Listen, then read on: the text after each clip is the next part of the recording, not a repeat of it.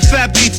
To the stairwell to FatBeats. What's up, everyone? DJ Eclipse right here from FatBeats, and this is the newest episode of Behind the Counter. And today we got a really good episode. We're gonna dive into some of the labels and the A&R people behind them that actually helped build a lot of the artists that we've come to love. So without further ado, my man to my right here goes by the name of Will Fulton. You know what I'm saying? Was from a bunch of different places, but Blunt Records, Profile Records. My man to my left right here, Dante Ross. What up, you know what what up? I'm saying? Some Rushtown, Def Jam, some Tommy Boy, some Electro. And then all the way to the end over there, Monica Lynch from Tommy Boy Records. There's just so much rich history here between these three people, and we're looking forward to getting into this conversation today. So here we go. Welcome, everyone. What up? What up? Thanks, Eclipse. Yeah. I'm happy you all are here. You know, shout out to Faith Newman as well, who was invited down but couldn't make it today, out of town. She big timed us. She was out of town. I see you, Faith. But some of you I know better than others. But just as a fan of hip hop and coming up as a teenager, starting buying records from '79 with Rapper's Delight, just seeing how everything kind of came about. Monica, I got to start with you because I think of everyone here, like you came in first. Tommy Boy started in '81. Did you start in '81 as well, or? I was the first employee, started in December of '81. Whew. Yeah, so go back like taxes. I saw Tom Silverman last night on the street. What? Oh, boy. It's so crazy. That's random. It was random. That's random. Yeah. He had a random hat on. and so it begins. Stop. Oh, my God. All right, so 1981, you first employee hired to Yeah. Tommy Boy.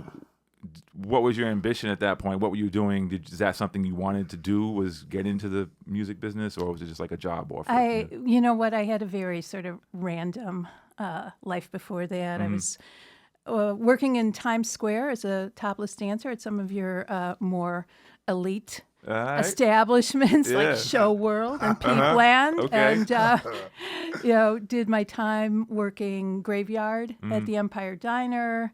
And I came here from Chicago in '78. Back in Chicago, I worked at a punk club and was in a band and was in a theater company, and came here to do a modeling job when I used to be really, back in the day, skinny. Those days are long gone. But, so I came here in '78 when, lived on St. Mark's Place, living was cheap, and it was a great time to just hang out and see everything. Go to the Mug Club, then go to Studio 54. Wow. And, it was quite the life. I lived in the Chelsea Hotel for a couple years. So I sort of came here when things were, sort of post-punk, and then was into the no-wave scene, and it was a great time. Right. But I didn't know what the hell I wanted to do, and I came across an ad. I always loved music, but who doesn't? Right. I came across an ad in the Village Voice. It also ran the Times for a Guy Gal Friday for Dance Music Report and a record company. Turns out Tom had just started Tommy Boy, and I was persistent in trying to get the job. I didn't have a college degree or any of that stuff, but he brought me out to Apexton record plant out in Long Island City. These two Polish brothers ran it to pick up the new release. And I started slinging 12 inches in the back of his hatchback. He's like, okay, she can put some back into it, so I guess, she could get hired. And I had to keep working as a waitress, though, because, the pay was pretty low. Was Empire on 10th between 21st and 22nd? Or 22nd, 23rd? 20 and 21 and 22, I think it was. The corner of 22nd and 10th. Fantastic. Yeah. Graveyard was the best shift to work, too. You get all these people from Plato's Retreat. Yeah. Right. Everyone went there after the club. It was one of those places. Right. Yeah. Wow. Yeah. Learned a lot there. You learn a lot waiting on tables. Everyone should do it. 81, Dante, where were you, 81? I was waiting tables. Okay. Where? Tortilla Flats. Where was it? It's in the West Village on Yeah. Washington Street. Washington and I want to say Bank.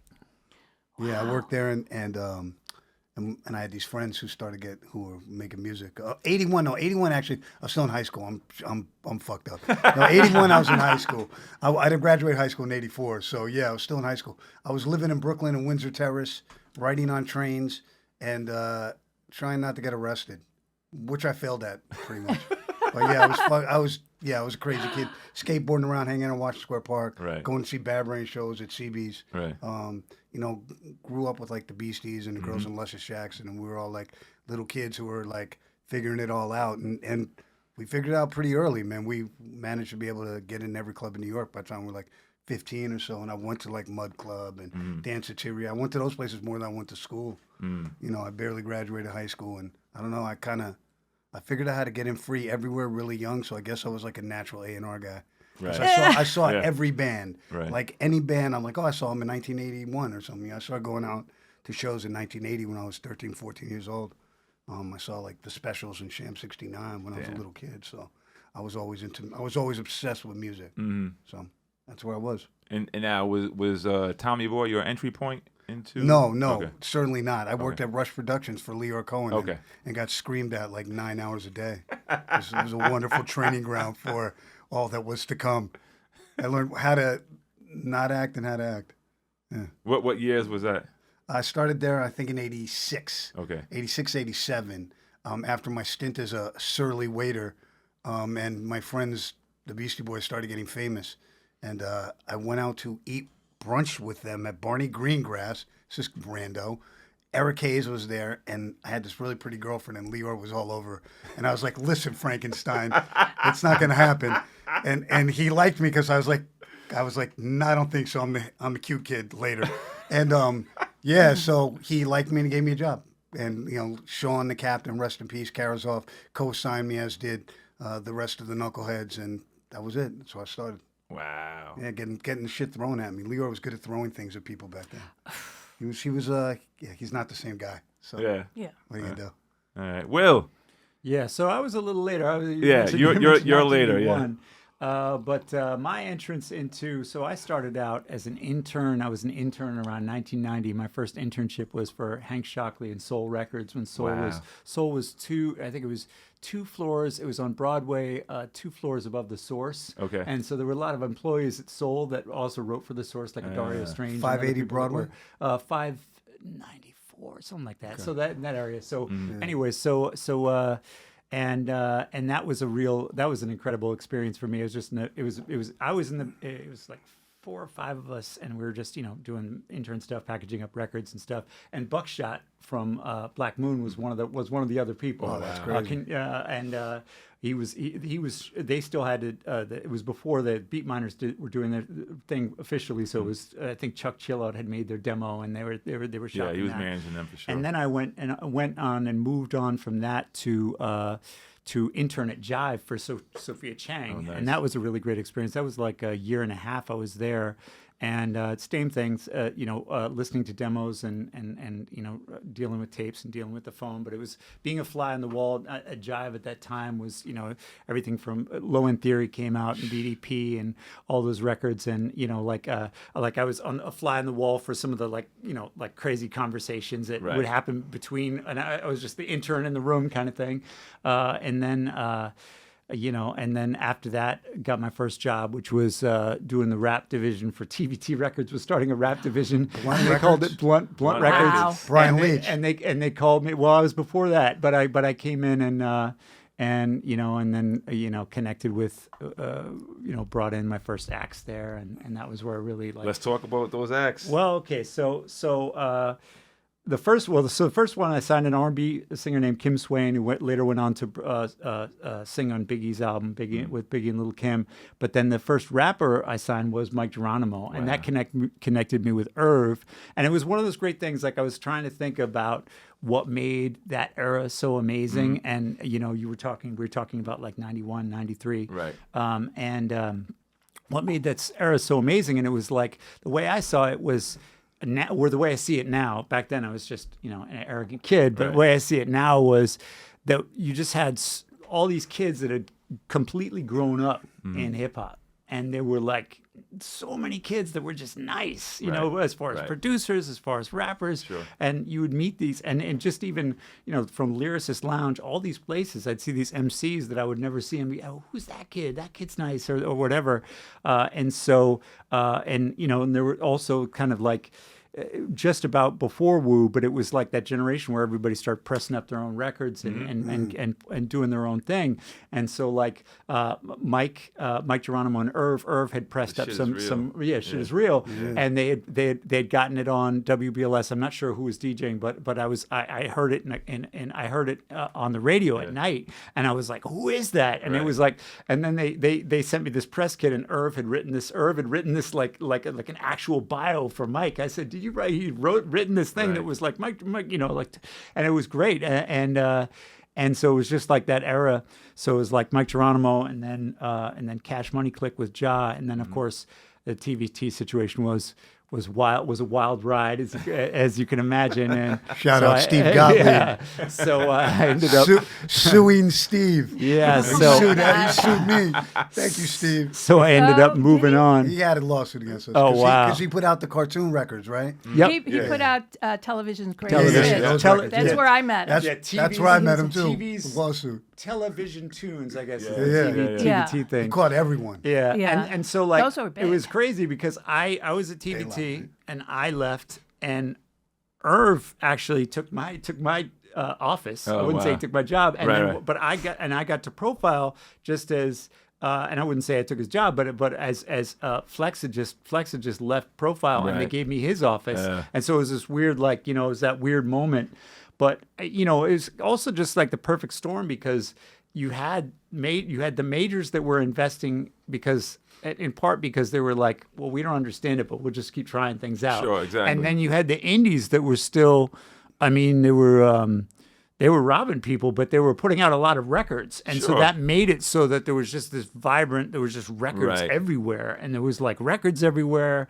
And there was, obviously all the mix shows and everything. So it was like, there was so much, it was actually hard to get, it was even hard to get a record to last on a mix show for a couple weeks, because there were so many records and there was so much, there was so much Imagine how talent. it is now. Yeah, it's crazy. There is no mix shows. Crazy. Yeah, well. But, yeah. And it's funny because when you were signing Mike around that time, I was at Wild Pitch, and we actually, Mike and Irv came for a meeting with us. Yeah. And the day they came for the meeting with us was the day that we had the big incident with Main Source, where Main Source, Mikey D and everybody. yeah, with Yep. Mikey D and everyone, and Irv and Mike. Wait, what was the big incident? Is that the thing with Search and Mike? Yeah. It was. For those of us who aren't. Well, it don't was, know. I Was the don't know desk if the flipped? NDA is still in effect. I don't know how long those things last, I but think they Well, made for up the the line. audience would like to know about I think this. they hugged online. It's okay. yeah. So there was an incident where Main Source were not happy about how things were working. This is the second edition This of is the Main No Source. Large Pro main source. This is after Large Can Pro. we say that it was like, is it 2.0 or is it bootleg? 2.0. No, it's 2.0. Mikey D's dope. Shout out to Mikey D. He is. Mikey D is dope. Yeah, so it was Mikey D and Sir Scratch and K-Cut. And so, people were obviously used to Main Source with Large Professor. So, like, second album, Large Professor's going on, Mikey D's inserted. And things just weren't working out the way everyone anticipated within the group. It was like almost Christmas time or something like that, I think. And, like, things just weren't going well.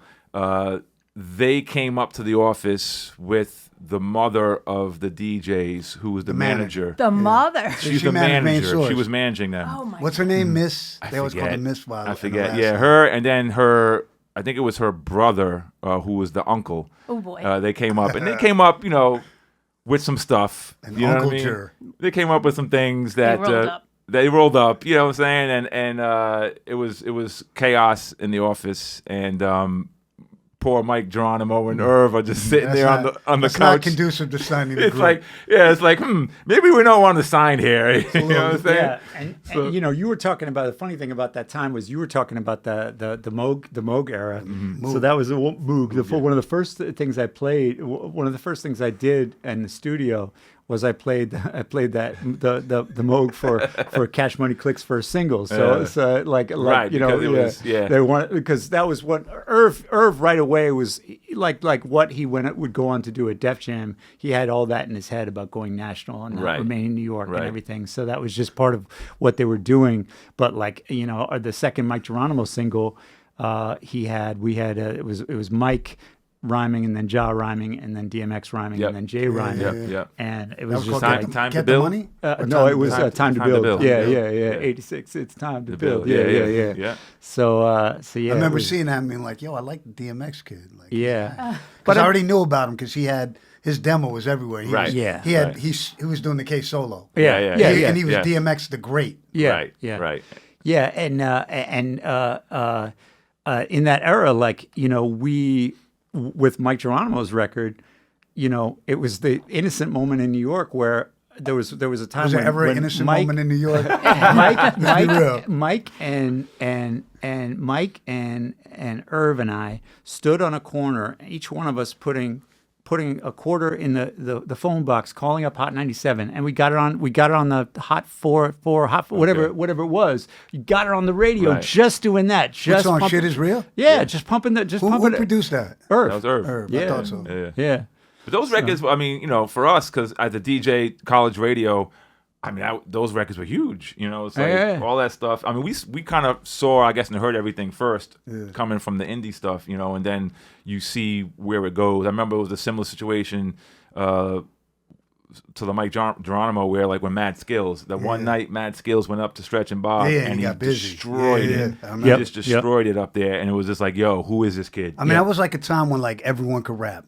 Like Yeah, no, it everyone really was. Like the level of rapping was like Yes, high. The yes. bar was set high. You didn't come out of you didn't Yeah. say you could rap unless you could Yes, rap because it yes. was that. I mean, because the was bar was crazy. like Nas and Yeah. Biggie, so people, people just the bar was Well, set getting very there. high. It was getting there. And, Yeah. and going back to what we were saying, like off the mic before we started, was for me, I feel like even though there was great records that came out between like 91 and 93, I feel like it was also a lot of stuff that just majors were just throwing stuff at the wall and like what's going to stick, what's not. Well, major labels didn't really understand it. Like, No, they not were at like, all. They were clueless. Like they would just be like, "Oh, this guy looks cool. Like let me see. Right. Yeah. I like his shirt or some shit." It was Yeah, like- it's funny when you look back at that era. Like when you look at the source from that era, you think like, "Oh, this was hot, that was hot, everything must have been hot." Right. But then when you look what they were actually putting out, you're like, "Who are these? What are Yeah, these records?" yeah, there was yeah, all yeah. kinds of just I mean, I think throwing I at think the it's wall. always kind of like that though. There's Yeah. always like for the cream of the crop. There's a lot of mid stuff that just Sure. is always out there. Sure. There's, yeah. Yeah, so it was an interesting era too, because like you said, the major labels were really getting more invested, more into the game, and that changed a lot of things. Yeah. I sort of was thinking about how there was this generational shift. You had all these very potent, strong, independent labels in the 80s, right? Yep. And then going into the 90s, I think because the Source was such a potent platform and you Stretch and Bob and, other shows, that the majors just were like, oh, we need to get into this game. A decade earlier, they would have said hip-hop disgrace to the race, Sure, of da-da-da. course. And then they were like, we're losing money. We're losing share. Well, it was also low investment, like high gain music, right? You could do the It deals was. cheap, and a lot of it was like kind of self-promoting, self-propelled. Yes. But as a label, I also saw that the majors were willing to throw more money. Like if course. somebody Right. became a hot producer, But we also didn't take your publishing. that's right. Well, that's true. But, if a producer got really hot, the majors were there pulling up a Brinks truck. I mean, I'm the first Yeah. person who went from indie to be a work at a major label, first hip hop A&R guy. So I left Tommy Boy to go work at Electra, and there was a lot of hurdles. But like one of the things was I could always spend more money. Right. I could. Yeah. The deal was going to be a better deal. I wasn't going to take your publishing, but there was a couple of times when people like.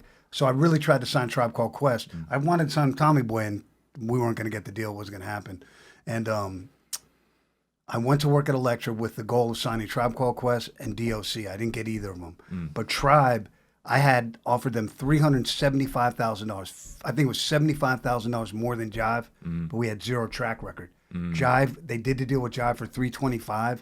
Jive got their publishing. And they got Tips Publishing for like forever, basically. So everything he did outside of Tribe, they got publishing on. And they always, Chris Lighty, who did that deal with us, was like, damn, I just didn't know I didn't know. And it was the balancing act, though. Do you take the money and keep your publishing at Right. a place that probably can't break your record? Or do you go to a place like Jive or a Tommy Boy or, Select or whoever it is, Profile, who can Right. break your record, right? And that was the conundrum that managers had at that point. And I think, major labels didn't get it right for a long time. At Electra Records, I had put out a slew of records. I didn't get a gold record to Old Dirty Bastard. Well, you know what happened, I think, and you would be the perfect person to address this, is that in the major label system, you still had this OG black music Oh department. man, those guys hated me, man. And these guys were... They were bougie. They wore, like, they were mink very coats. bougie. They were waiting for the next Smelled like Patti Paco LaBelle. Rabanne. They were waiting for the next Peebo Bryson. Right. Well, Ruben Rodriguez, may he rest in peace, actually had a department store display motto of Paco Rabanne in his office. So, I mean, but these were the guys that were going to the Impact conventions, going to Jack the Rapper, and they were working, you know, Placebo Bryson and, Sure, you know, sure. whoever. Yeah. Which I know he's a great singer. But And he still. he was my head of promotion at one point, Ruben, and he couldn't say Del the Funky Homo Sapien without laughing. He'd be like, Del the Funky Homo, ha ha ha. And I'd be like, oh, this guy's taking my record to radio. I'm gonna. Right. Yeah. And it was perpetual. Like it was always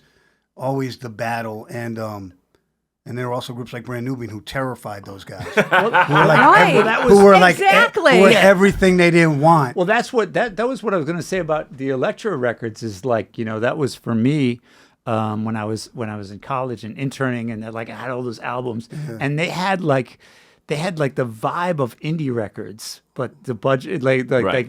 you could do things that indie records couldn't do. But it the was records, like, it was, you know, they would have sold more on the indie label. If Right. Tommy Boy had Brand Nubian, probably a gold record.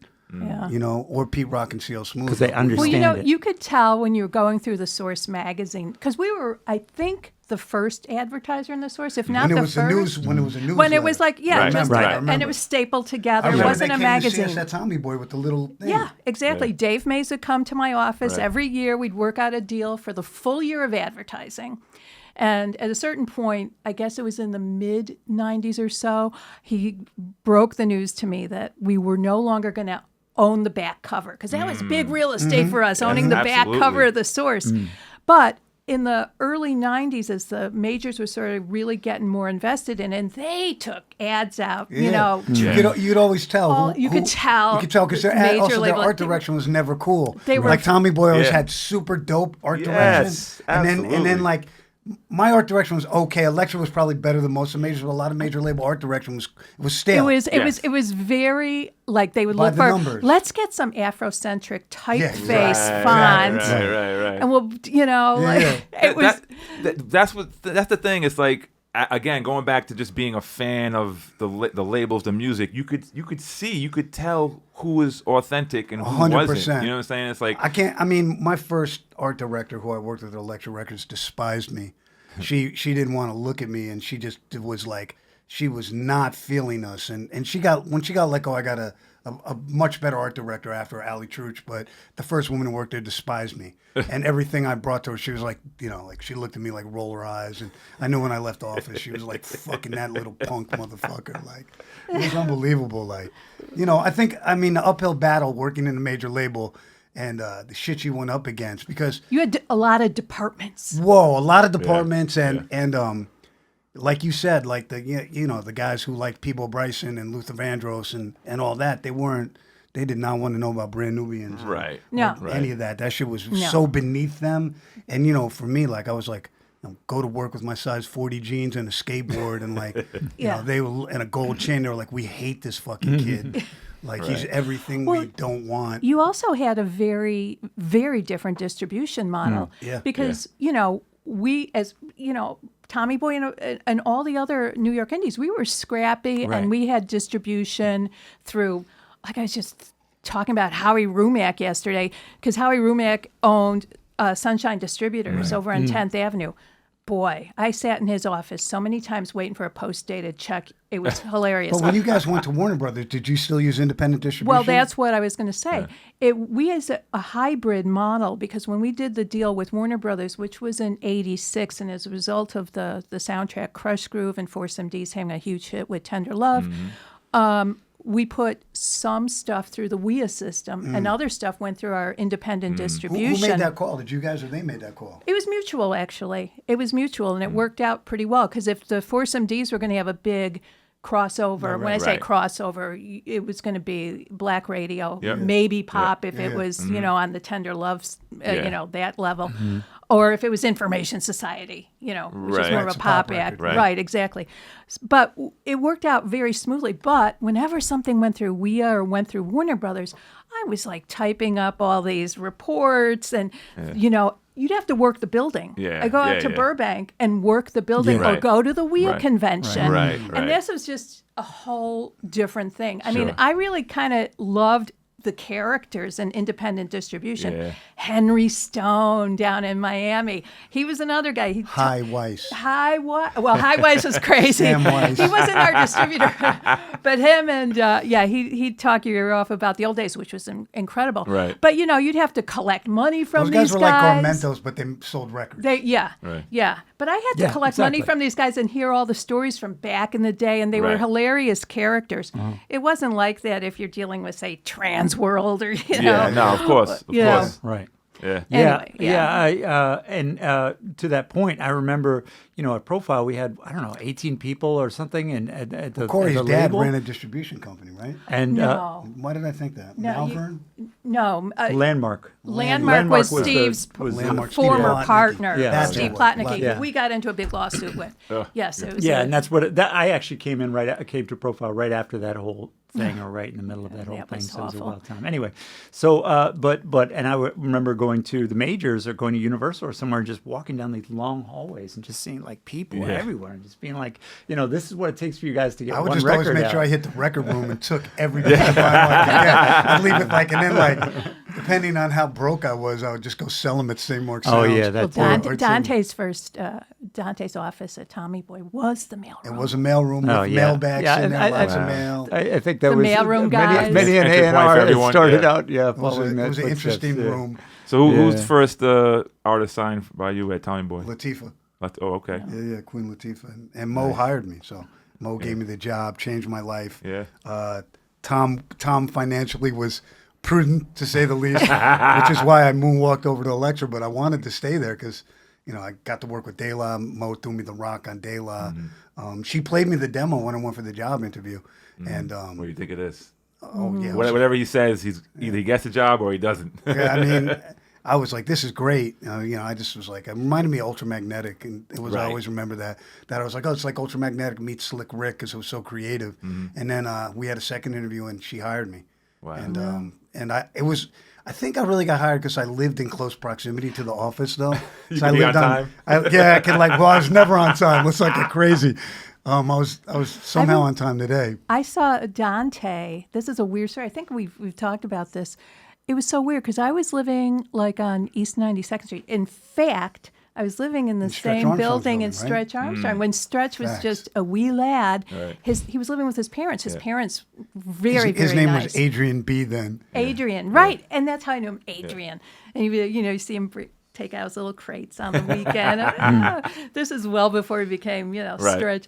But anyway, I remember this odd thing. I was looking out my window and I saw you walking past, like I want to say on East 92nd Street. It must have been. And I said, "That's Was I going to see Dante." Stretch or was I going to play basketball? You weren't coming to our building. I don't know what you were doing, but somehow I just said, "Oh yeah, I should talk to Dante." I don't know why exactly we. Oh, I know why, because Daddy-O. Was it Daniel? Yeah, Daddy-O threw my hat in Big the ring because he was connection my to man. Daddy-O. Okay. And Daddy-O was a friend of mine. I was languishing so Leor planted me in Kara Lewis's office. So I was basically Leor's spy for Kara Lewis. And I had a job where I had to literally call up arenas and put holds on dates, which is so crazy. Because if you know me, I'm so unorganized. And I hated working with Kara Lewis. She's Bobby Fleckman, but she's a legend and obviously incredible at what she does, but you don't want to work for her. So She was tough. Right. But she whoa. worked for Norby Walters too. And So Norby she Walters learned. was, if you don't know, he was convicted and he got caught on a RICO charge, whatever. The whole business of agenting back then was a thing. Right. Mm-hmm. Right. And Daddy-O came up there one time. He's like, yo, they're trying to hire someone at Tommy Boy. I think he said that they offered him the gig or some shit. And he's like, I'm going to throw your hat in the ring. And I was like, please do. And that's how it happened. Wow. So I'll give it to Daddy-O. And he was, me and Daddy, I think Daddy-O was trying to get me to be a 5%er or something. But he would always give me like books and The Power of Positive Magnetism by Raghuram Bajneesh and all these bugged out self-help like books. Me and him would like talk about philosophy and all this weird Right. ass shit. Yeah. And I don't know, man. He was like, she interviewed me, and I give it to Daddy-O. That's why I always call him my big bro. He's like, That's he dope. Yeah. helped Shout me. out to Daddy-O. Well, Daddy-O actually played a very pivotal role in De La, De La right? Soul because But Paul said this yeah, wasn't yeah, true. yeah. No, it is true, but there's things were happening on different sides, places yeah. at the same time, because Daddy-O met with me, wanted to meet with me and play me like 3 acts, and one was sort of like this, I don't know, maybe sort of New Jackish type of thing, but more major label type of thing. And he played this other track that was straight up soul R&B that wasn't for us. But the one in the middle was De La Soul. And I wrote up a little report. Was it plug tuning? Yes, it was. But it was also freedom of speak. Yeah. And I still have the tape. And I wrote up this little report on all 3 of them. And I said, I think De La Soul really is like really super cool and interesting and thing. Now, at the same time, Rod Houston had a conversation with Paul in a recording studio, and Paul was like, De La Soul. Now, I didn't even realize it at the time, but they had also shopped to Profile, but and Geffen. Well, yeah. They offered him more demo deal, money, right? Didn't more they? money. I don't know Jeff what. Fenster? I think so, but they offered him more money, and Paul was reluctant to bring it to us. But Rod Houston said, "Paul, no, I think Mo would really like Right. it. You should give it a shot." So it was actually, convergence. combined Yeah. efforts, on. But hats off to Daddy-O. I think he doesn't get much yeah. acknowledgement Right. for his role in. Yeah. Connecting the dots. And connecting He was the really dots. good like that. It's funny when you say that De La almost signed to Geffen, because Geffen signed Tribe to a demo deal and then didn't push the button. That's how they ended up being a free agent. So Fenster could have De La and Tribe. Yeah. Tribe. Now Fenster, I knew Fenster because He's a he lawyer. he worked in the legal department at Warner Brothers, Yeah. and he always wanted to get into the A&R game, and he had that group 783. And I don't know what happened next. At what point he went to Jive, but Well, he 7, was 8. there. But he was at Jive by the time I was leaving as an intern, I think. So he was actually reunited with Tribe over there for the 4th album. I think sooner than Something that. like that. Maybe the 3rd. Maybe the 3rd. Third, So right. yeah. All right. Monica, going Yeah. back 81-ish, 82, 83, whatever. Ooh. Yeah. Because, I mean, the music that you guys were putting out, like, what was the process? What were you doing to get in touch with, a lot of the Bronx? Yeah, how did you find Bam? I have to say very clearly that Tom really was responsible for the early electro Right. era of Okay. Tommy Boy, with alongside, of course, Arthur Baker and Yep, John yep. Roby. So, when I first started in December of 81, the record that was percolating and really was Tommy Boy's first hit was Jazzy Sensation. Right. And it was sort of a mid-Atlantic hit. It was a mid-hit. Right. But it was making noise and it a was classic. doing well. Yeah, yeah. And it is a classic, of course.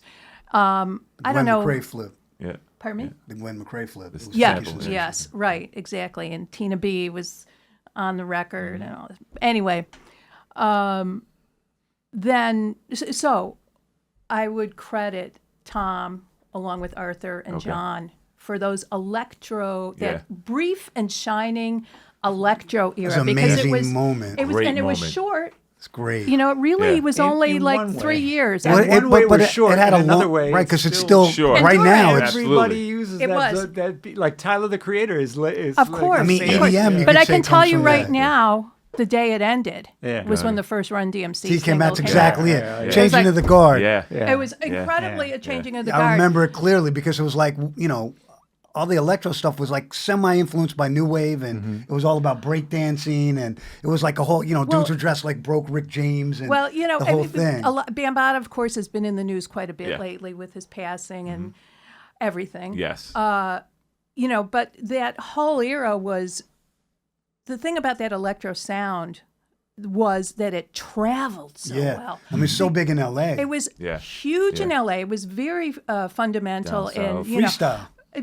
Well, Yeah. Egyptian Lover, Yeah. you know, Yeah. the whole K-Day And then sound. Lisa and Lisa. Shannon and all that. But it was, you know what it was? It sounded great blasting out of cars. Sure. So it traveled well to Florida. It traveled Yeah. well to Texas. It traveled well The 808 drum machine. across all these different groups, Yep. too. It wasn't just like a black thing. You know? Right. It was like Right. Latins, white Yeah, kids, yeah. you Sure. know.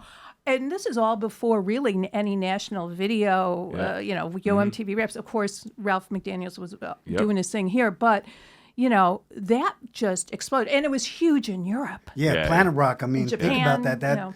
I mean, you know, bands like New Order go make Confusion because of Planet Rock. Right? Yeah. So it had tentacles that went everywhere, way beyond just hip hop. Yeah. And Yeah. plus the Afrofuturism of it, like Oh, so amazing. I'm so glad you brought that up because, you know, one thing about BAM, there was a story in the Times just about a week or two ago now about BAM's style influence in the early 80s. And it was so crazy to go. I've saved a lot of Bambaataa memorabilia because he used to sit in my office and write down all of his special thanks.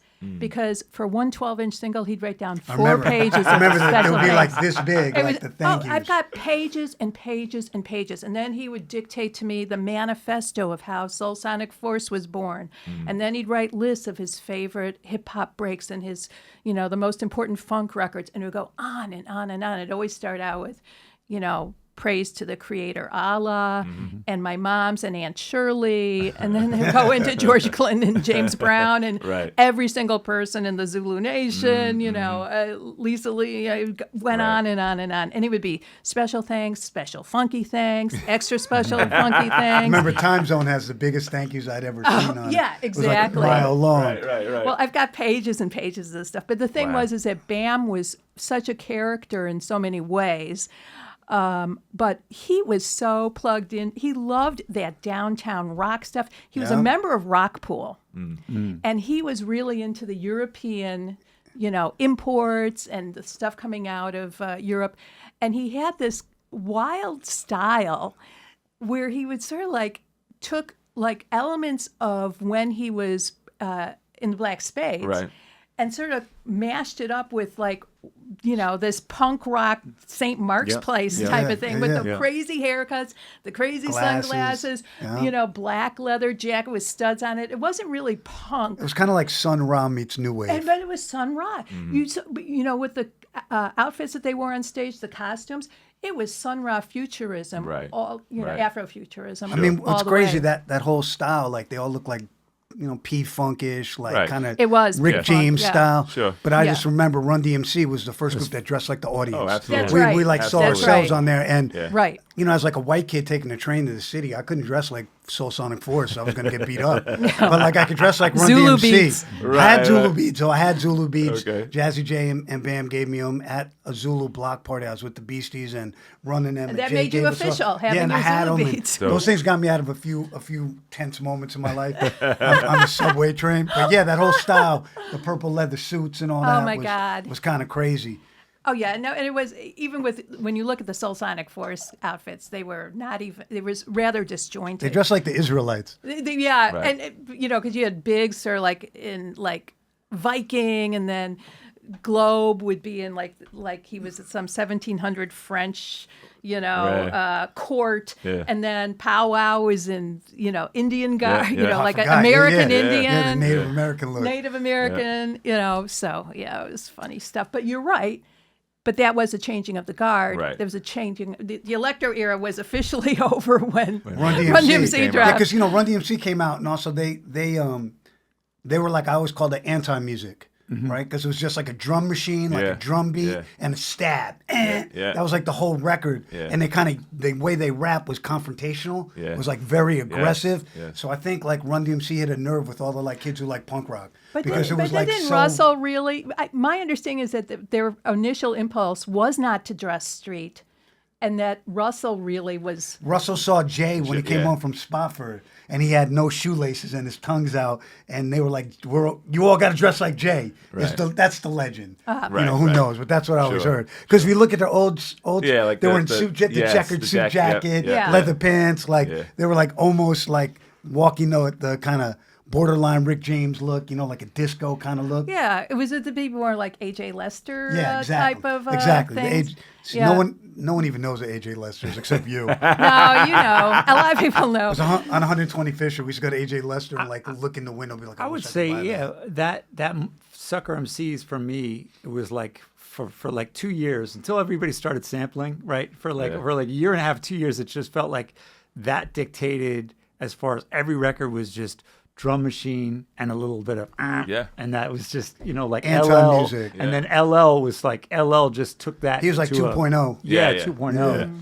And it was just moved so fast. If you look So at it in fast. It moved very retrospect, fast, So yeah. fast. you're like, that's last year, you know. It's like now we're, you know, it's Yeah. just I mean, Run different. DMC too is like the first thing that goes to Middle America, right? It's like because they're the first rap group that gets on MTV. Well, Rockbox. Aerosmith, yeah. Well, Rockbox, really. Oh, Rockbox. Right. Well, yeah, and then they really broke. Oh, over yeah. with- That But was- Rockbox was on MTV, and what I thought was so cool is that they dissed the Beatles. There's three of us, but Yeah, we're not yeah, the Beatles, right. and they knocked over the John Lennon statue. And I was just like, these guys are the greatest. I was like, this is so disrespectful. Oh yeah, no, King of Rock. King of Rock. So it's Oh, it's yeah, like yeah, it was the three in a row. It was Rockbox and then King of Rock and then Walk This Way Yeah. was the Yeah, was the and also coupled with knockout. all of that is there was, you know, with Rush and Curtis Ch- Blow and Ricky Walters. Ricky Walters, wow, and Fresh Ricky Prince Walker Ricky. and Charlie Stetler. you know, Daryl Brooks. Daryl G Brooks Street. and his wife. I was a road manager. I know all these promoters. Yeah, but so all of a sudden you had the Fresh Fest, Right. and you had the Yes. you know, Nitro tour, LL Cool Well, J it was- Nitro it tour. was the- Oh, so it was you Fresh had Fest rap 1, tours 2, going then- all over Yes. the country. Then it was the Dope Jam. Yeah, Dope Jam. Yep. There you go. That was the one. next one. It was Yeah. that. But that was 87. a new thing. You know, used to be like, you know, there wasn't really dedicated rap tours. Not at all. Before I mean, when we that. talk about that era too, people, you know, no one ever mentions Houdini enough because That's other right. than Run DMC, That's Houdini right. was Yeah. the biggest rap group in the world. And they had black radio. That's right, Right. because they made Right. sexy They made music. they made They made- melodic. They made sexy joints for the music. girls. Yeah. They did. They're Yeah. like the blueprint for Uptown Records. That's right. Yeah, It all yeah. comes from them. Absolutely. So glad you brought up Houdini because they don't get enough credit. I don't think they were like They were fly. quiet as it's kept. They were selling fucking records, Yeah. Yeah, man. man, they had Yes. platinum You records. know, yeah, Yeah. they had big records. They were the only ones that were really crossing over Yeah. into radio. Radio. Right. Yeah. You Sure. know, Sure. all this other stuff. Run DMC was too hard for black Yeah. radio for daytime. Right. Right. Daytime, Right. you know. Sure. Sure. We were getting day parted all the time, or you know, They were like relegated peanut to butter and mixed jelly, shows. Run DMC and Houdini. They were like, you needed one for the other at that right, point to right, play the right, big rooms. right, Yeah. right. You know? Yeah, yeah. And Houdini had so Houdini many had the hits. chicks. They had the chicks. Yes. Yeah, I remember like seeing those shows, and all the girls would go crazy when they, and, you know, they dressed kind of R&B. They had like leather shorts They had a on, sexy the hat and the whole presentation. thing. Yeah. It was a thing, and they never. People always forget them. Like they never get The they green don't- eyes. D, the DJ, Yeah. Grandmaster D. Grandmaster D. Yeah. Yeah. He was sexy with the All green the eyes. girls Like, love ah! All the girls love him, and it's so funny because I was on tour with those guys, and people were like, girls always knew Drew, and be like, oh, you know Drew? Like, every girl, we're like, oh yeah, sure you do.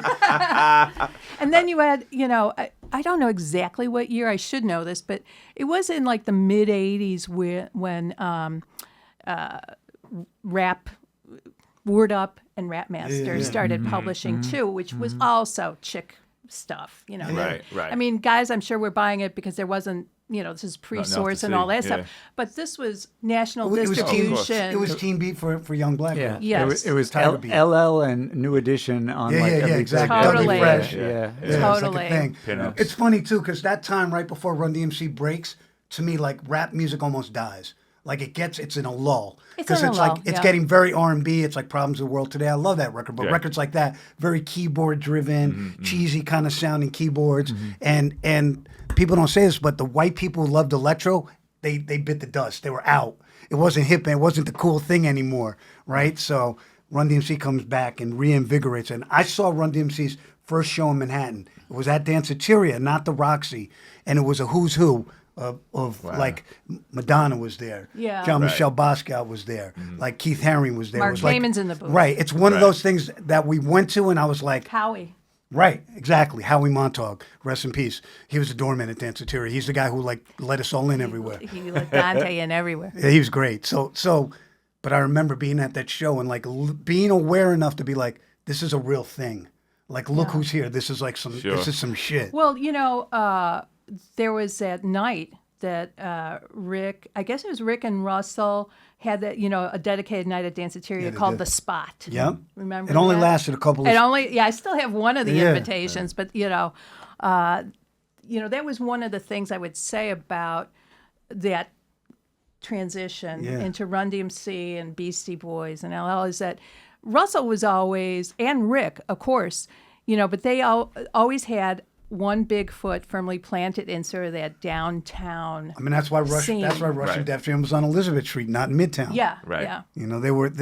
Somehow Russell, I don't know if it's conscious. He would be at Danceteria all all the the time. time. He could give me a screwdriver and a pack of Newports. I don't do a good Russell, but That was pretty good. That's basically what he was saying at the bar. That's what we call cocaine Russell. That was that era. And yeah, it's true that I don't know if it was Russell or Rick who was innately smart enough to know that if you conquered downtown, that would spread across the whole country. And this is how they got all the white kids involved, right? And this is to me when white kids became entrenched in hip hop. It became the thing that all antisocial white kids wanted to listen to. And he also had like sort of the first wave of like the intelligentsia, Yes, 100%. journalism, Greg Tate, and people at the Village Voice. I mean, that Bill were Adler doing worked for him. Bill Adler was great at seeding this and putting it in context. Obviously, Public Enemy was like they're the enormously probably the most important group for. Well, white journalists have a long history of loving things that's antisocial and anti-them. That's so anything that's like against anything the soft, grain. they weren't interested. Exactly. Like if Giggles came out with love letters, right. Yeah, get that out of here. Right. Although Carol Cooper did write about it, to her vast credit. But the Carol Cooper term, did she come up with the term freestyle? Not to Who my came knowledge. up with that term? And when did it It's stop a being good called Latin hip question. hop? Because it was called Latin hip hop and then it was freestyle. There obviously that conversation has raged on for decades now with hip hop, but I don't know who termed the Latin freestyle. I don't know exactly. I mean, I would certainly say I got to put my man Joey Gardner, R.A.P., in the mix with helping develop that whole scene. But I don't know who. I think Latin with the Planet Rock beat would have been too long. That was an interesting era. Melendez it was an interesting era. Yeah. That's when everything kind of collided in a beautiful way. And Run DMC kind of is when the tipping point happens. I remember there's a lot. I mean, of you're stuff responsible for the next tipping point, though. Well, thank you. But I just want to mention a funny Russell Simmons moment. Two things. Being at the Roxy and having Russell come up to me and tell me that Planet Rock, he goes, that Planet Rock is too nervous. It's too nervous. It's not gonna. Yeah, he was like really like. Ugh. So in the meantime, Run DMC comes out and that's that. And I also remember a moment out in front of the Roxy. So this must have been, when was the first LL record? 84. 84. It must have been 83, 84. And he was out in front of the Roxy and LL was there. And Russell was admonishing him, about how he needs to tie his sneakers. No, you do it like this. He's like, wow. It was like, and wow. I was like, wow, this is crazy because I'd never seen a label person, trying to tell their art. Well, I mean, you could go back to Motown, but I'd never seen it. I always thought it was so cool that Run DMC was the Adidas thing, right? And LL purposely wore Air Jordan 1s on the album cover, right? And it was like, that was like another thing. Like, it was like, oh, it's going to change again. Right. And shell toes aren't it anymore. Right. It was like, there's all these like stylistic cues that you see. Everything's going to change. Keep everything Because moving. Run DMC came out the Run DMC sneakers and no one was fucking with them. Because at the same time, Nike Dunks came out and that's what everyone was fucking with. So you could see things changing. Right. It moved so fast. Right. So fast. It did. So then after the electro deaded, what were the things that you were bringing in to the label? Well, I would say the mid 80s was a little bit of a mix, and we weren't, the hits weren't fast and furious Gordy's like they Groove? were during. Well, there were Fresh moments, certainly. Gordy's Groove, Stetsasonic, Yeah. Force MDs. Force MD, Tender Love was huge. It was Jimmy and Terry's first top 10 pop record, as a matter of fact. But I would say the big turning point really came in 1988 with Latifah and De La Soul. You know, I mean, that's the marked changing of the guard big- again. De La Yeah. Soul Yeah. kind of puts Run DMC out of business. And you It's a talk combo about- of PE and De La. They kind of put Yes. them out Yeah, of yeah. business. Yes, and you know, when you talk about white kids, you know, De La Soul. Oh, they're the next iteration of the white hip hop. The kid. white, you know, the college kid, the college. Right. kid who listened to REM. Yeah, Right. I mean, we had it was explosive, and It was. They touched a nerve because it was like they touched a nerve. non-threatening, and non-threatening, Yeah. They And it felt was like, also- oh, we can buy in on right, this. inclusive. Sure. And it was also saying like all that tough guy shit later. Right. Well, it as laid out very clearly in the Me, Myself, and Yeah, I video. video. Right. Yeah. You know, because it was yeah. like, no, we're not wearing the raccoon hats and the black leather and the dookie chains and all that stuff. It was so visually. Right. I think, You know. I think Shot that's- at the location of Payday Party, right? Oh, At the I just school. reconnected with Yeah, I talk to him Patrick all the time. Moxie. I think that's one of the craziest that Me, Myself, and I video, because that's 88 or 88, 88. right? So if that's 88, then like hip hop is just established, and already there's this thing like, that's the old. We're not, you know, it's like Yes. already there's like Yes. it's already so. I mean, it we was were just looking at Generational so shift. fast, generational. so We were fast. looking at the Run DMC guys, and you know, with your chains and all that, and we were like, that shit is corny, like dead ass. That wasn't how we dressed anymore. Yeah. Right. We were wearing stripy shirts and had flat tops, and you know, gold. We had like medallions. We wasn't rocking all that. It was a different vibe. Just everything changed. And that, you said Patrick Moxie. I was thinking like that was almost the beginning for me, and that's when I started. It was like the Building and Payday and all those Yeah, clubs. the And it Building's was like, later.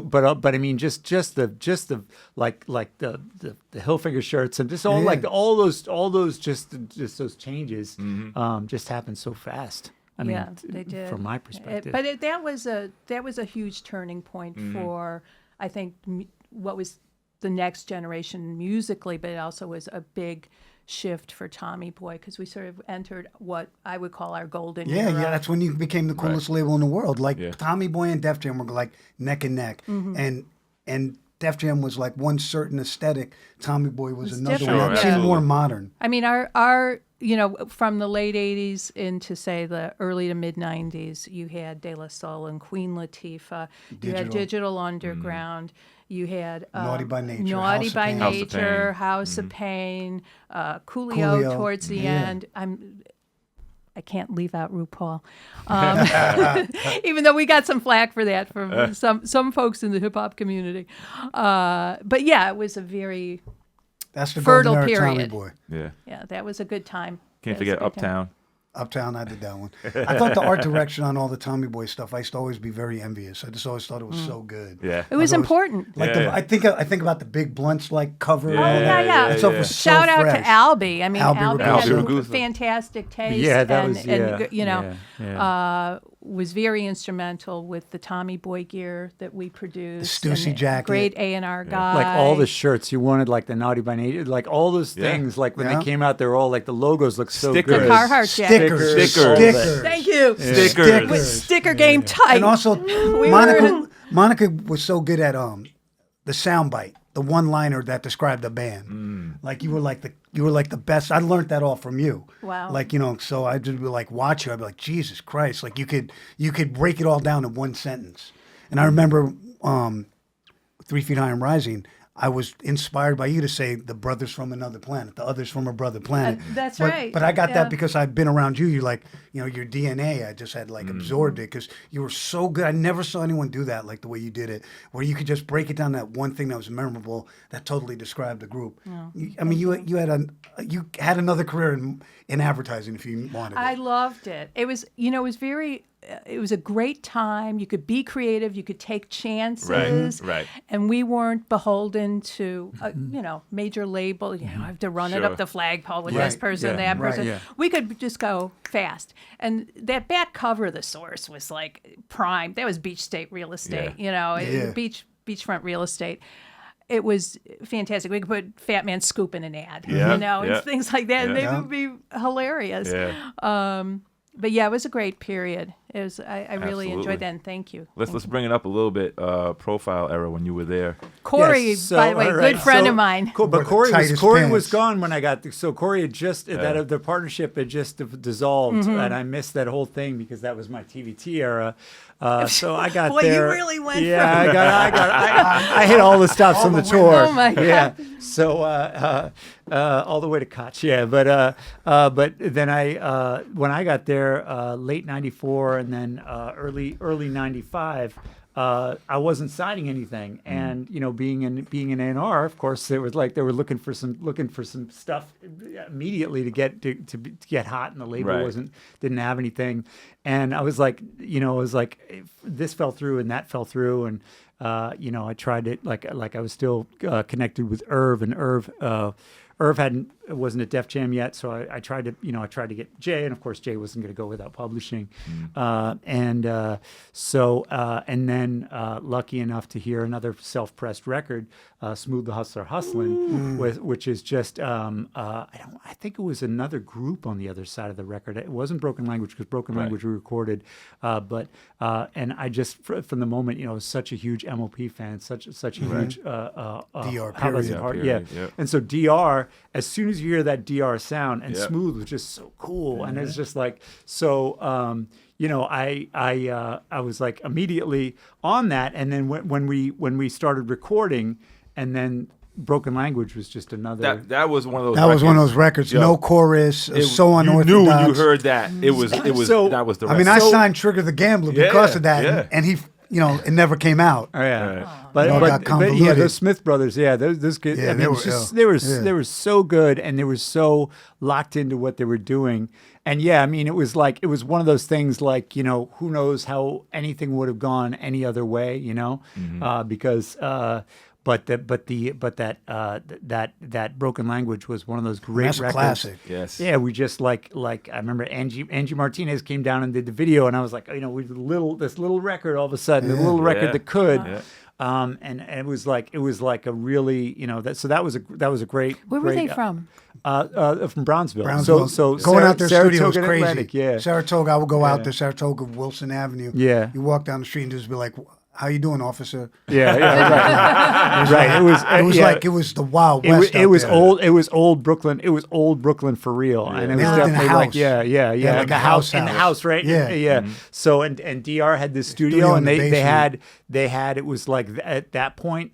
At that point the Wu model had taken off, and so everybody was like basically having their own. They wanted their own label, and then they just wanted everybody to do distribution. And Rockefeller was And the same DR had done all concept. the MOP stuff. He had done the whole first album, and so and then he did the whole first album, and then they didn't work together for a while, and then he came back and did Yeah, Annie they fell Up, out. you Yeah, know, they it's fell just like, out. Wow. Yeah, They fell out. Wow. They came back, and then I think the next song that he did for them was Annie Up, Yeah, but it that's was crazy. Annie Up, and it was just like there's certain records That's like a really Annie good Up, 8 New York, House Oh of my Pain, Jump God. Around, 8 New Yeah, York, like yeah. certain Yeah. records. House you of just Pain you ain't just everything. Hear That it, was hear like- it. that record You was just heard it national. omnipresently. Yeah, Well, you just heard the- it. there was. I just saw a clip. There's these Italian guys, like old hard school Italian guys from Yeah. Brooklyn, and they said, "Well, what record?"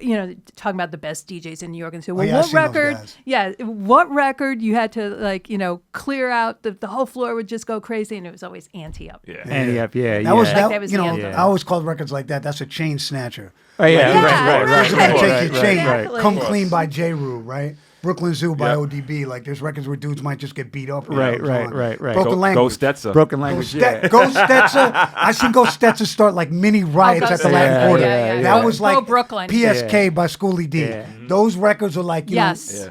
oh, Yes. someone's gonna get beat up. So You, like you that don't was want to be back in the. you want to be in the DJ booth. You don't want to be. You want to be next to Red, like, yo, what's going on? You don't want to be in Union Square. I was like, Nah, stand Rebel in the without back by the applause. door. Like you're like, yo. But they was that tight. So it was like for me it was like the dream record, right? And Yeah. of course Profile, they were looking for like bigger and bigger records, Right.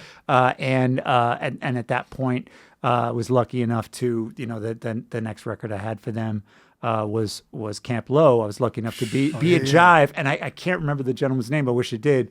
Who played me this tape that said Jive passed on it and put it on. and it was Sonny Chiba with he had that like maple syrup flow, like he just sipped maple syrup before he started, and it was so cool. And I was like, this is like this is crazy. Yeah. Is Ski it killed crazy all that sound? production. So it was like I remember that I had.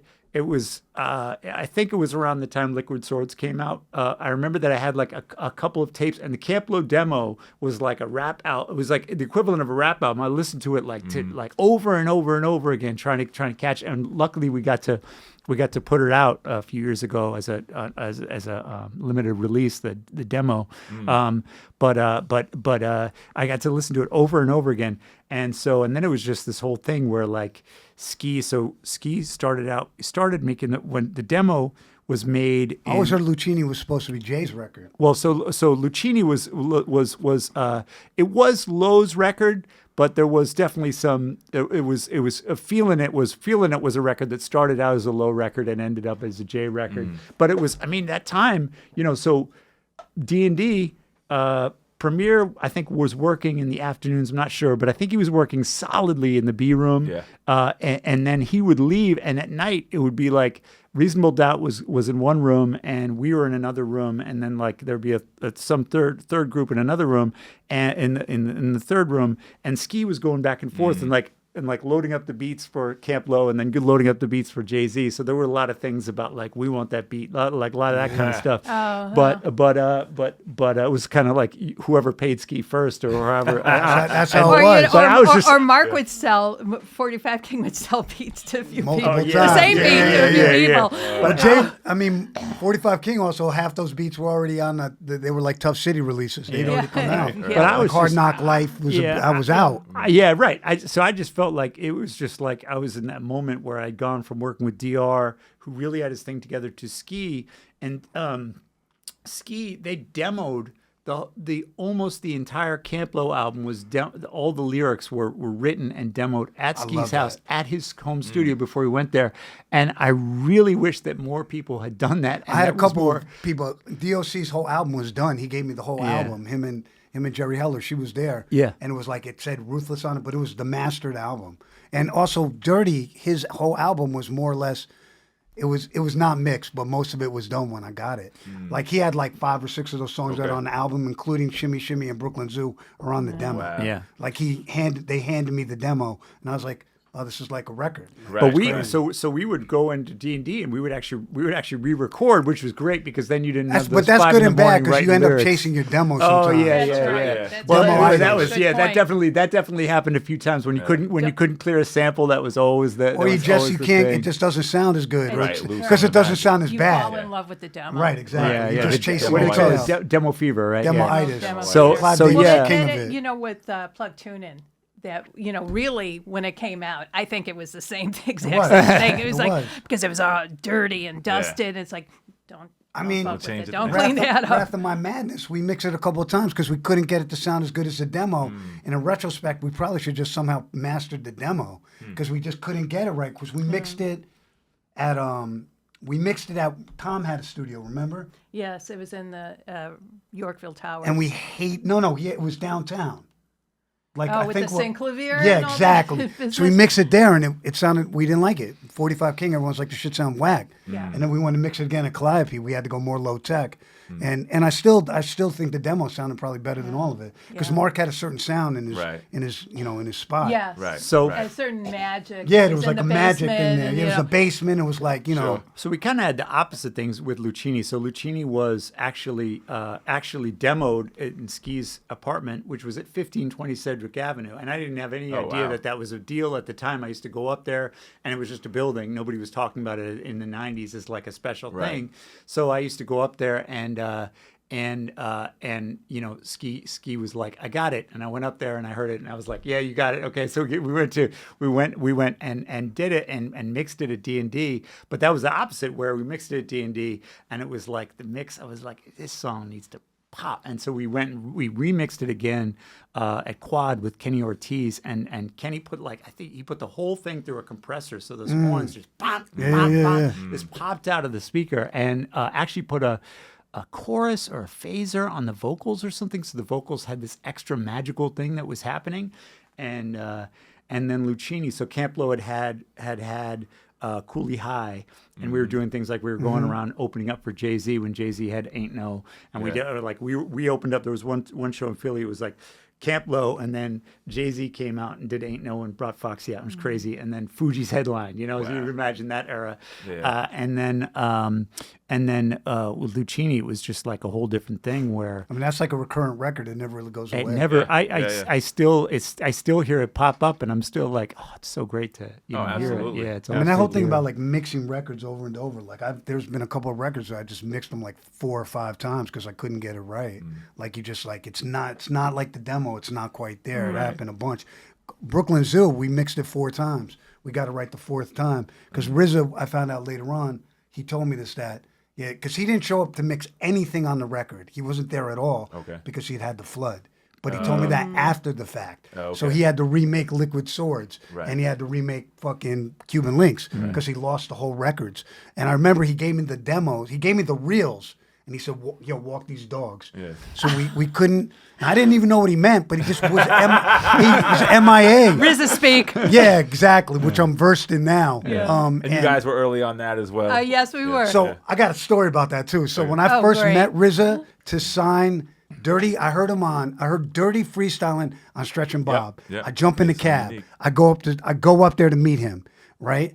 And RZA's like, yo, I know you. And I didn't know him though. And I was like, you do? He's like, yeah, I met you when I was on that wax shit. And I was like, and I didn't get it together till later though. It was and he's like, Prince Rakeem. Right. And he's like, I know you from the God Mel Kwan. And I was like, oh, okay.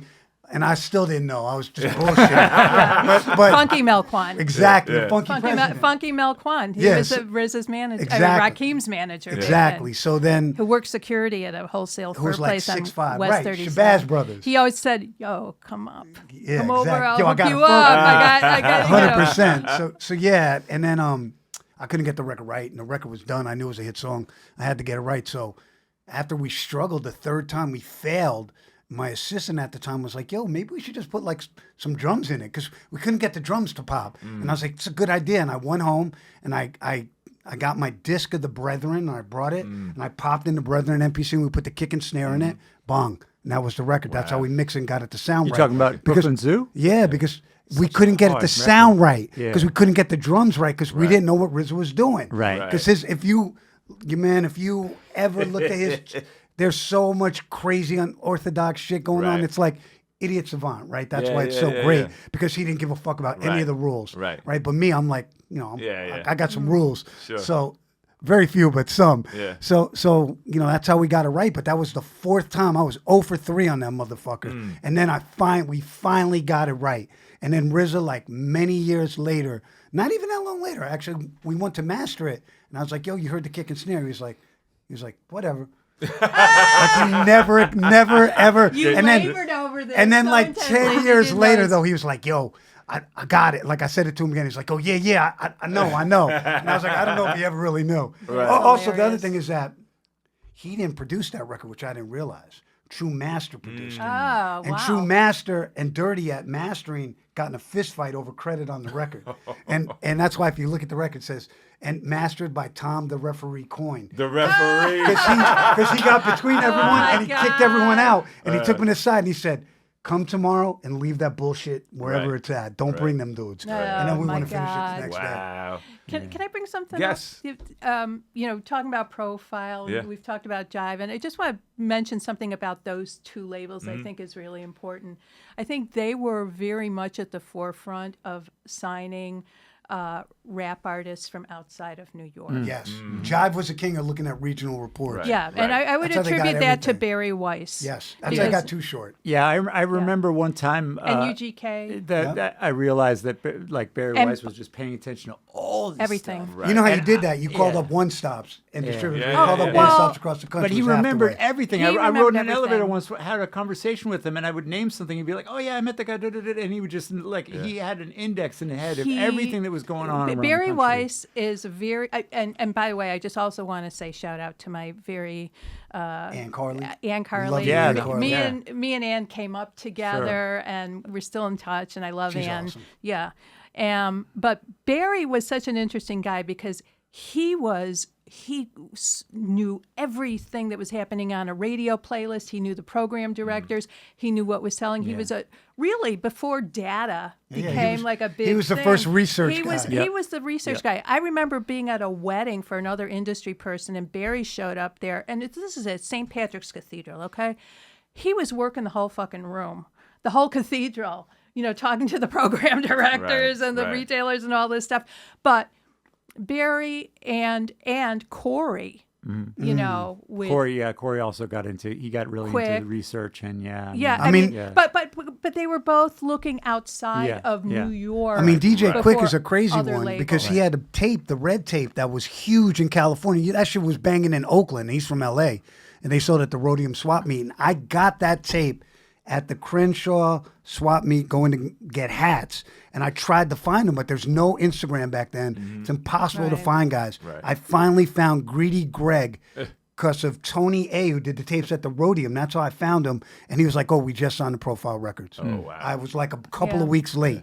And that record, that first Quick record is exactly the demo minus a couple of second and non-appearances. It's the same shit. Well, I actually remastered that for Sony. Did a vinyl release a couple years ago for Record Store Day. I remastered that first record. I was like listening to it. I was like, wow, it's so good. Well, it's interesting because I think predating rap, a lot of these labels back in the 60s and the 70s would pick up regional records for top 40. 100%. Sure. But I think that it's important to recognize that they were really sort of, I'm sorry if I'm overlooking any other labels that were doing it, but they just stand out to me because they had great success with it. And also, who here remembers? I mean, Jav had E40 because of that. That's like a 40. They got short. And they always seem to be They were doing UGK. it. They were always pretty keyed in on the Bay Area. They for were, some reason. and So wait, who here remembers what? who here remembers when the Source magazine published a trade publication? Yes, I remember. I can't remember the name of it, but it was like this oversized, glossy. It didn't last for too long, but Dave invited me. I don't know if it was Jonathan or Dave, but I think it was probably Dave, to write an editorial. And I wrote this big editorial. Has New York fallen the fuck off or what? I seen it. You showed me it. I showed it to you because I had to. But it was basically, I think it was pretty good. It stated how New York was starting to lose its edge, starting to lose its market share because there were so many. Sure. I mean, you were the first person who hit me the fact that Texas was a huge market and California was a huge market outside of New York because I never thought about that. And I remember being on tour. This is crazy. I was Eric B. and Rakim's road manager. I got Too Short's tape. He opened for us in San Jose and in Oakland, and he killed it. He killed it. They knew every fucking word. Right. Wow. We didn't know what the fuck this guy was. To us, it seemed old school. He was very very simple to us. Sure. And I got the tape, and it had the Playboy bunny on it, Dangerous Music, or 85 Girls, I think.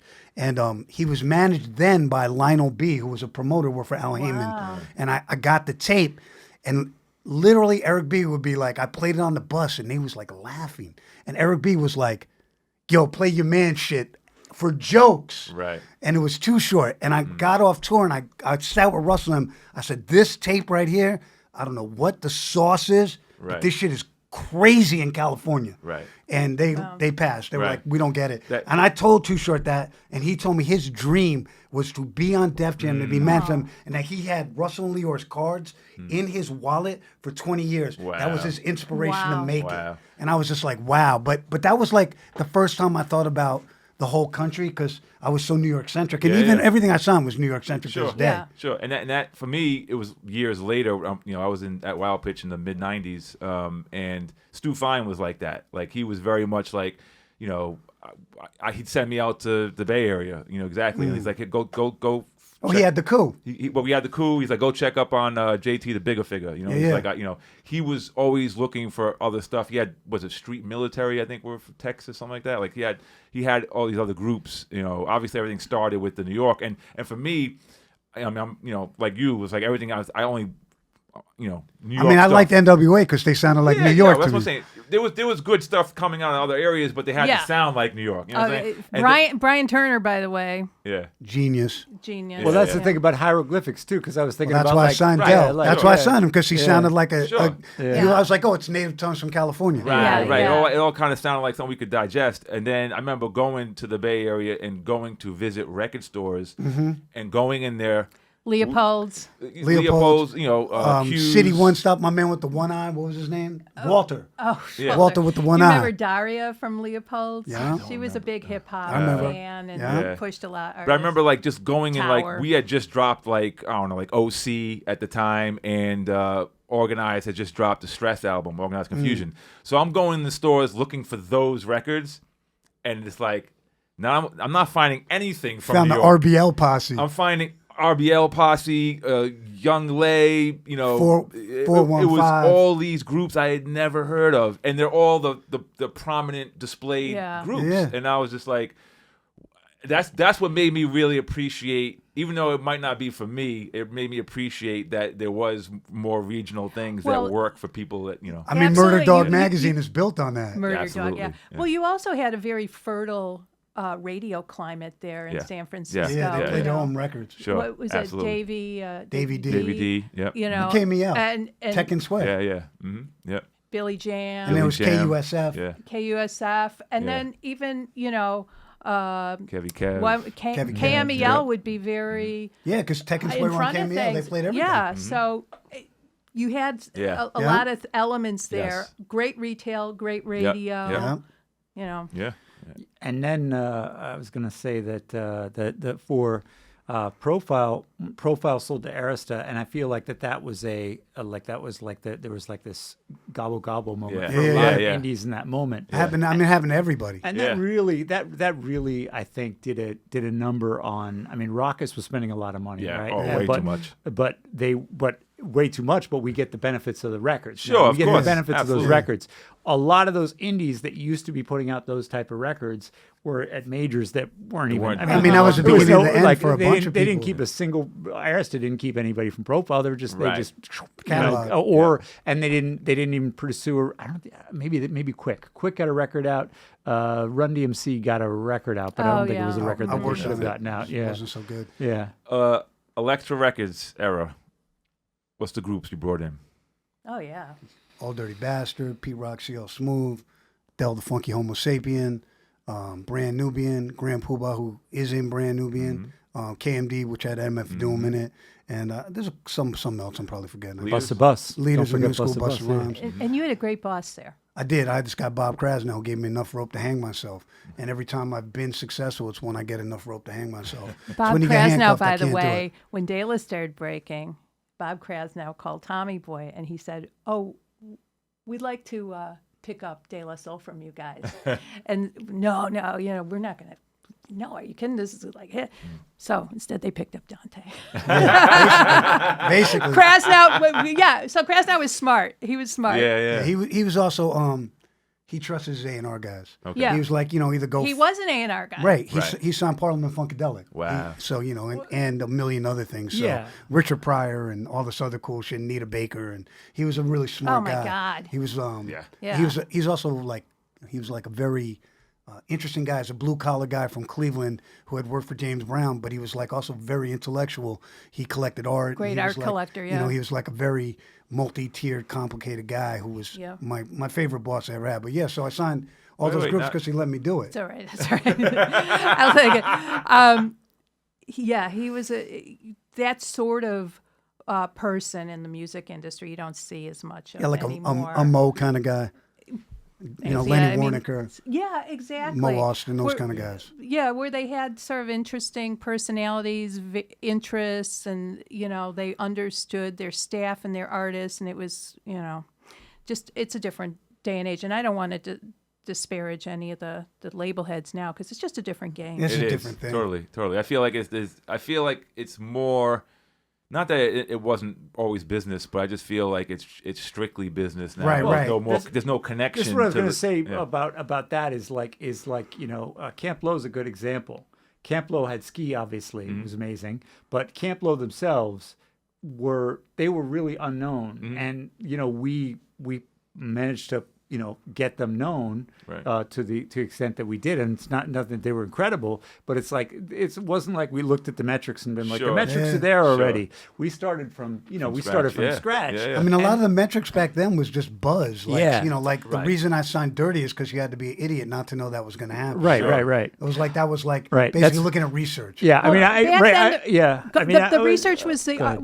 was other artists that you were That's Yeah. it. That's it. working Right. with. Yeah. You know, it's that like trust that Daddy guy. O bringing Right. in Prince Yeah. Paul Right. in the Exactly. daylight. Exactly. You know, it's like But you Exactly. could take a chance in a way, and Yeah. you could get something that would be really difficult to hit now because you have to have a proven thing. And Right. sometimes Right. the best way around is to do something that's unexpected. Yeah. Sure. And Yeah. that would happen. I mean, that would going happen to a 0 to lot. 60 nowadays is impossible. Yeah. Like everything gets signed because it's already at 60. Right.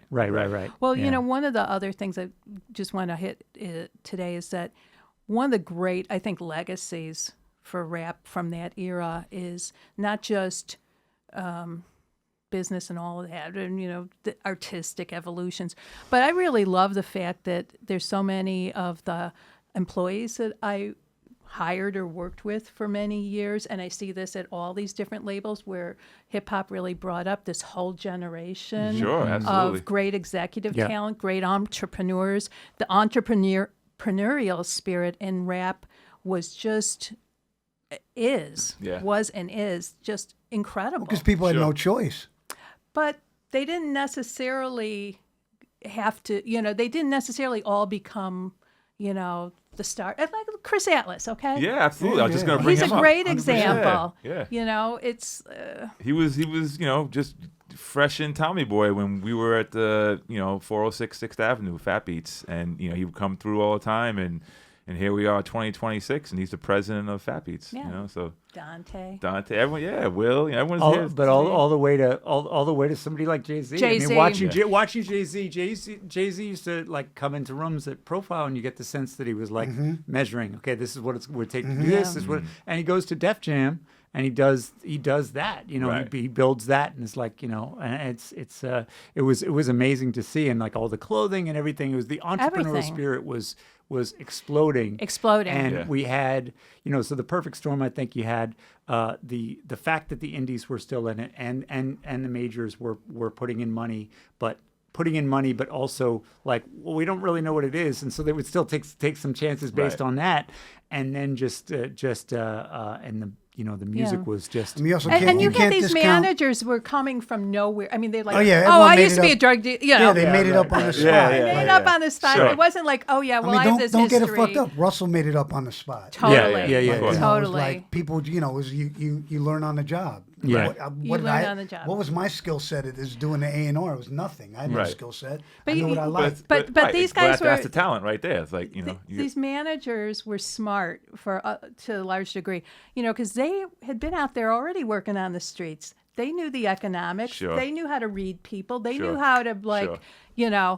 I mean, I asked RZA, how did you do it? He said, if I could sell drugs, I could do this. All right. you go. So That's what he told so me. here's the A&R question. Were you both crazy about album sequencing? For me, it was like a real deal. It all Like, depended. It important to me. depends who I'm working with. Like, so if you're working with Pete, like you're not gonna, Pete Rock's got that. You don't have Right, to worry right, about it. right, so right. it all Paul depends. is going to, Yeah. Yeah, Paul's Yeah. going Prince to do what Paul's Paul's gonna going to do- do. yeah. I didn't really trip on that too much. That's not really my responsibility. If it was a dud at the front, you always know that. You always want to have your That's first. true. You always want Yeah. your best songs, Right. top three. front load it. Yeah, you front load everything, and you always want the one thing I was always.